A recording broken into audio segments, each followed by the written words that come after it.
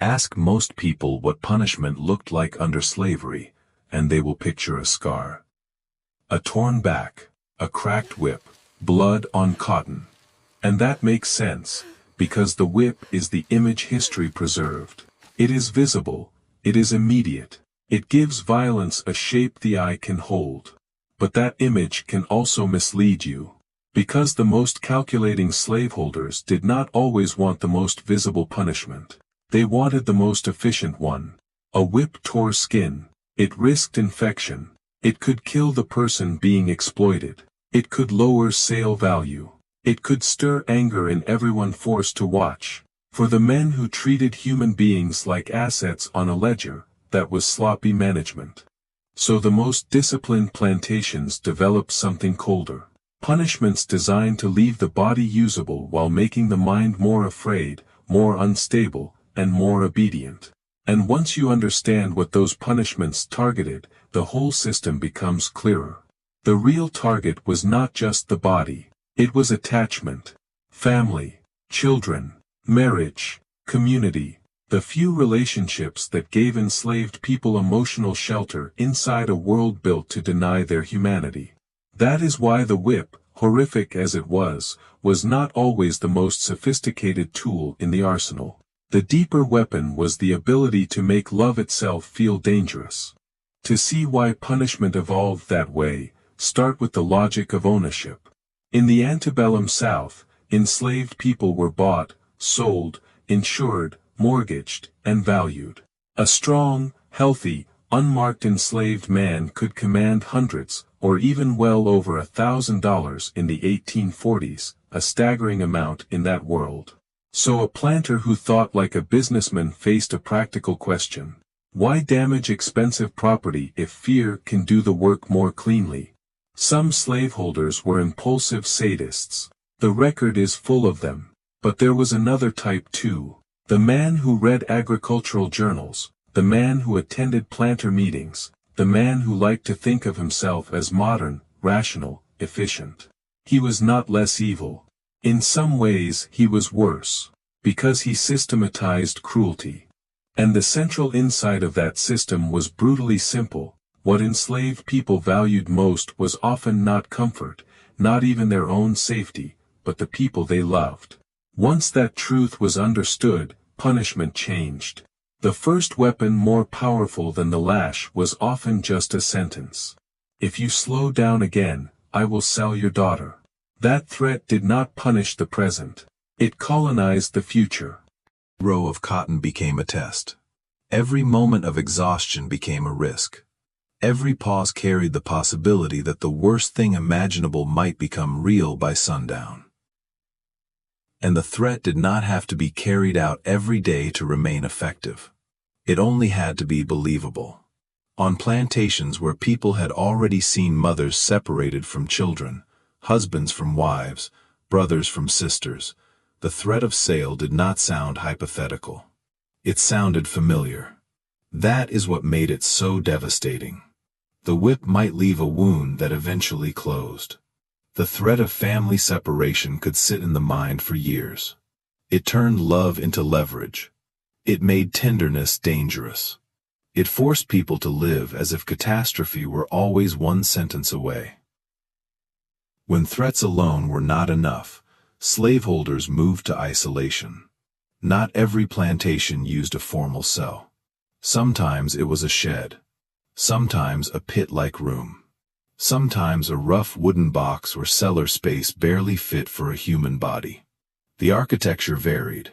The logic did not. Remove the person from every source of human connection. Silence them. Darken the world around them. Reduce food. Limit contact to the smallest possible ration of survival. Modern psychology has language for what that does. Panic. Paranoia. Hallucination. Collapse. But 19th century slaveholders did not need clinical vocabulary to understand the effect. They saw what isolation produced. A person who entered confinement with fight in them could emerge quieter, shakier, easier to control. And the lesson spread far beyond the captive. Because when that person returned to the quarters, Everyone else saw it. They saw what had been drained out of them. They saw the before and after. And the punishment multiplied. Isolation disciplined the watcher as much as the captive. Then there was humiliation, one of the most underrated instruments of plantation control. A man could be forced to stand before his own community while an overseer mocked him. Not just his labor, his strength, his intelligence, his manhood, his inability to protect anyone. And the cruelty here was precise. For many enslaved men, symbolic protection was one of the last fragments of dignity still available to them. They could not control where their family lived. They could not decide what their children would inherit. But they could still carry themselves as husbands, fathers, and moral centers inside their own community. Public humiliation targeted exactly that last refuge. It said, "You cannot defend your name. You cannot defend your place.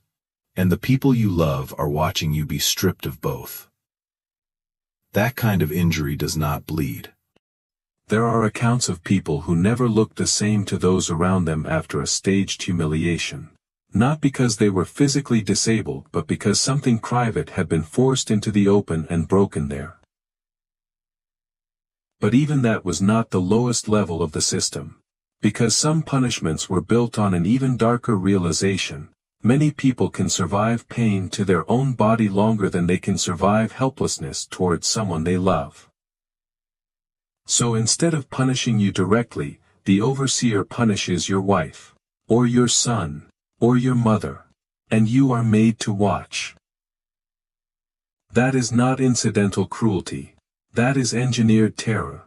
The message is devastatingly efficient. Your resistance does not bring suffering to you, it brings suffering to them. At that point, punishment is no longer just pain, it becomes guilt. Manufactured guilt, weaponized guilt. You are made to feel that your own breath, your own hesitation, your own act of self-assertion has invited agony into the life of someone you would die to protect. That can break a person in ways a whip never could. Because the lash attacks the body, forced witnessing attacks the bond between love and responsibility. It teaches a human being to fear their own courage. And above all of it stood the punishment that generations remembered with a terror beyond almost any other: the sale of a family member. When threats, hunger, humiliation, and isolation did not produce submission, the system still had one final card. "Bring me the child." Those words did more than end an argument. They ended worlds. A mother could lose a son and never see him again. A little girl could be sold south and spend the rest of her life not knowing whether her parents were dead or searching. A husband could wake up married and go to sleep permanently severed. This was not simply punishment for one person, it was a public declaration of total power. It told the entire enslaved community, "There is nothing in your life I cannot turn into property. Not your labor, not your body, not your time, not even the people your heart belongs to." That is why family sale sits at the center of so many slave narratives. Frederick Douglass wrote about the calculated destruction of the parent-child bond. Harriet Jacobs wrote with dread about living under the constant possibility that her children could be taken.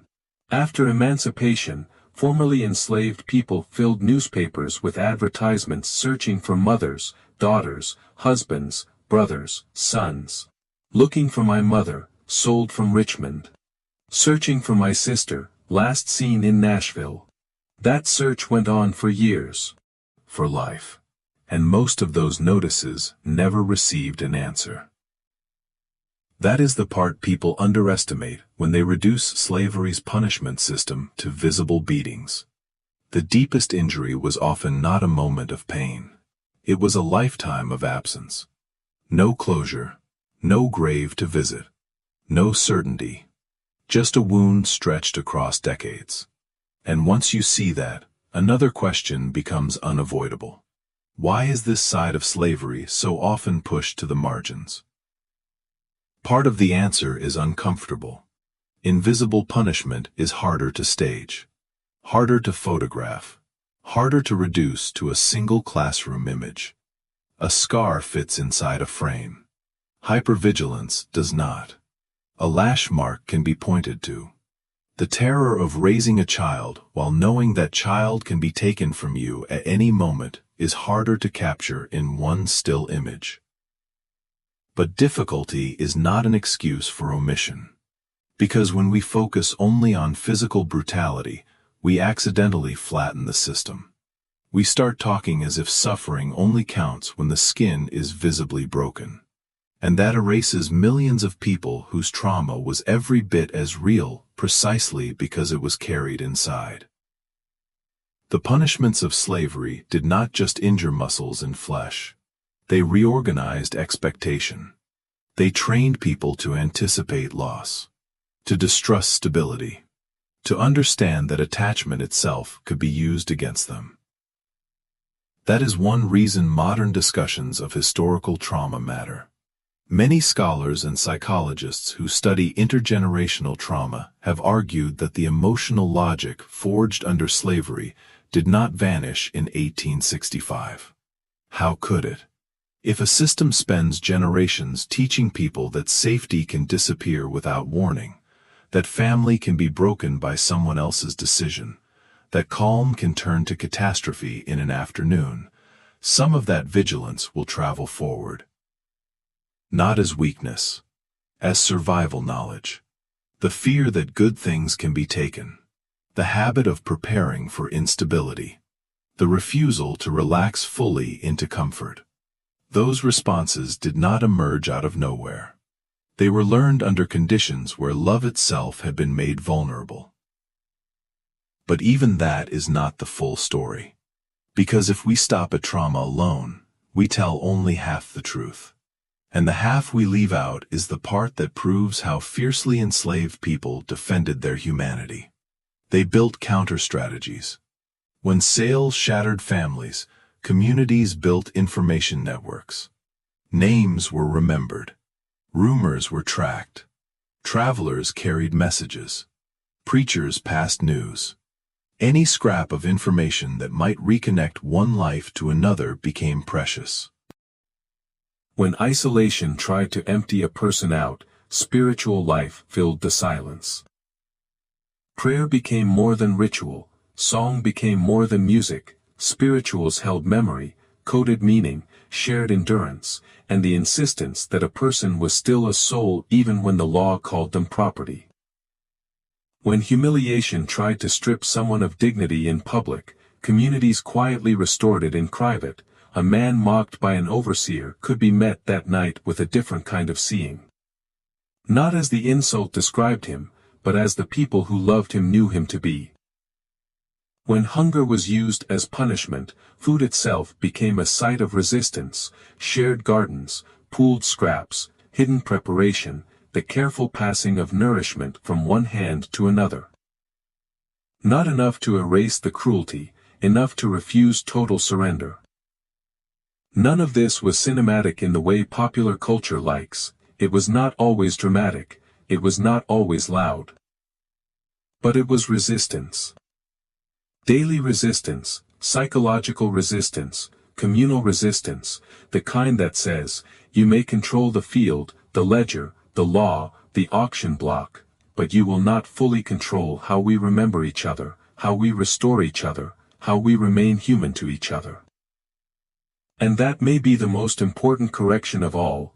Slavery was not only a labor system enforced by violence.